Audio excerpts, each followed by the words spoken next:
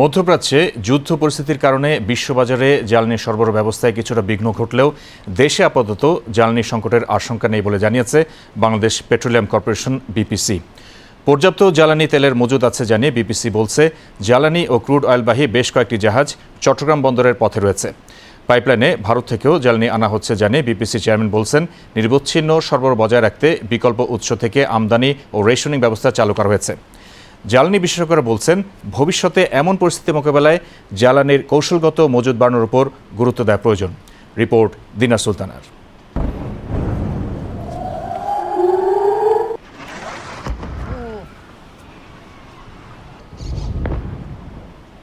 মধ্যপ্রাচ্যের যুদ্ধের উত্তাপ ছড়িয়ে পড়েছে বৈশ্বিক জ্বালানি বাজারেও।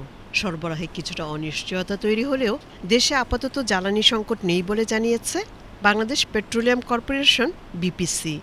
বিপিসির তথ্য অনুযায়ী দেশে বর্তমানে প্রায় 1,68,000 মেট্রিক টন ডিজেল সহ বিভিন্ন ধরনের জ্বালানি তেলের মজুদ রয়েছে। দেশের একমাত্র তেল পরিশোধনাগার ইস্টার্ন রিফাইনারিতে রয়েছে প্রায় 1.5 লাখ টন ক্রুড অয়েল। এদিকে মধ্যপ্রাচ্যের যুদ্ধ শুরু হওয়ার 10 দিনের মাথায় সোমবার 27,000 টন ডিজেল নিয়ে চট্টগ্রাম বন্দরে পৌঁছেছে একটি ট্যাঙ্কার। এক সপ্তাহের মধ্যে আরও 4টির আসার কথা। এশিয়ার দেশগুলো থেকে নতুন করে আসছে আরও জ্বালানি। দেশে বর্তমানে জ্বালানি তেলের পর্যাপ্ত মজুদ রয়েছে জানিয়ে বিপিসি বলছে, অহেতুক আতঙ্কিত না হতে সচেতনভাবে ব্যবহারের জন্যই রেশনিং ব্যবস্থা চালুর কথা জানায় সংস্থাটি। আমাদের মজুদ পর্যাপ্ত, এই ব্যাপারে উদ্বিগ্ন হওয়ার কিছু নাই। লং টার্ম একটা অবস্থাকে বিবেচনায় নিয়ে আমরা শুধুমাত্র রেশনিং করেছি সুষ্ঠু ব্যবস্থাপনার জন্য। একটা জাহাজ আসলো, আমাদের তেল খালাস শুরু হয়েছে, এইভাবে কন্টিনিউয়াস একটার পর একটা জাহাজ আমাদের আসছে।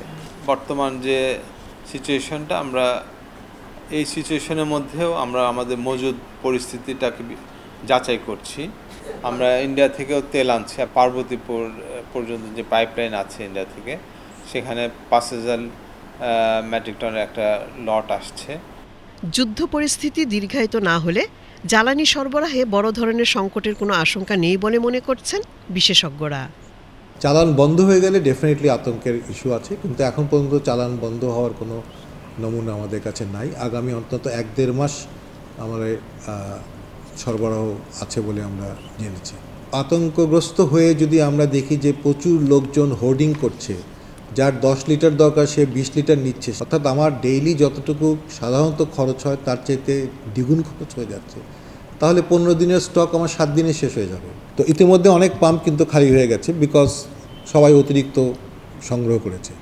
এখন এটাকে বন্ধ করার জন্যই রেশনিং করে দেওয়া হয়েছে, যাতে মজুদটা সীমিত থাকে। আতঙ্কিত হয়ে ক্রয় করার কোনো যৌক্তিকতা নাই। যার যেটা প্রয়োজন নিয়মিতভাবে যে যেটা ব্যবহার করতো সেটা ব্যবহার করাটাই মনে করি সঠিক। জ্বালানি বিশেষজ্ঞরা বলছেন, দেশের যে মজুদ ও আমদানি প্রক্রিয়া রয়েছে তাতে স্বল্পমেয়াদে সংকটের ঝুঁকি কম, তবে দীর্ঘমেয়াদে বিকল্প উৎস এবং সংরক্ষণ সক্ষমতা বাড়ানো প্রয়োজন। আমাদের যেটা মজুদ আছে সেটাকে আমি বলি রানিং ইনভেন্টরি, অর্থাৎ আমরা কিনছি খরচ করছি, কিন্তু আমাদের কিন্তু স্থায়ী মজুদ বলে কিছু নাই। স্ট্র্যাটেজিক স্টোরেজ যেটা আমেরিকায় আছে 2 মাসের আছে, ওদের ক্রুড অয়েলের স্ট্র্যাটেজিক স্টোরেজ আছে 2 মাসের। এটা কিন্তু সার্বক্ষণিকভাবে থাকে, সারা বছর থাকে, এটা কখনো ধরা হয় না, শুধুমাত্র জরুরি অবস্থার সময় ধরা হয়। সেরকমভাবে আমাদের স্ট্র্যাটেজিক স্টোরেজ থাকা দরকার। সার্বিক বিবেচনায় সরকারও জ্বালানি সংরক্ষণ বাড়ানোর বিষয়টি বিবেচনা করছে বলে জানালেন বিপিসির চেয়ারম্যান। আমাদের মজুদকে একটা আরও বড় পর্যায়ে নিয়ে যেতে হবে। অন্যান্য ডিপার্টমেন্টেও বেশ কিছু মজুদের সুযোগ আছে। সামগ্রিক বিষয়টা আমরা খতিয়ে দেখছি। আমার তো ফিনান্সিয়াল ক্রাইসিস নাই, তাহলে আমি কেন 70 দিন, 80 দিন, 90 দিনে মজুদ করব না? তো মজুদ করলে আমার এনার্জি সিকিউরিটির যে বিষয়টা, এটা একটা বড় পার্ট এটা দ্বারা কভার আপ হয়। পেট্রোল পাম্পগুলোতে অসাধু উপায়ে কৃত্রিম সংকট সৃষ্টির প্রবণতা রোধে প্রশাসনের নজরদারি বাড়ানো হয়েছে বলে জানালেন বিপিসির চেয়ারম্যান। দিনার সুলতানা, বিটিভি নিউজ।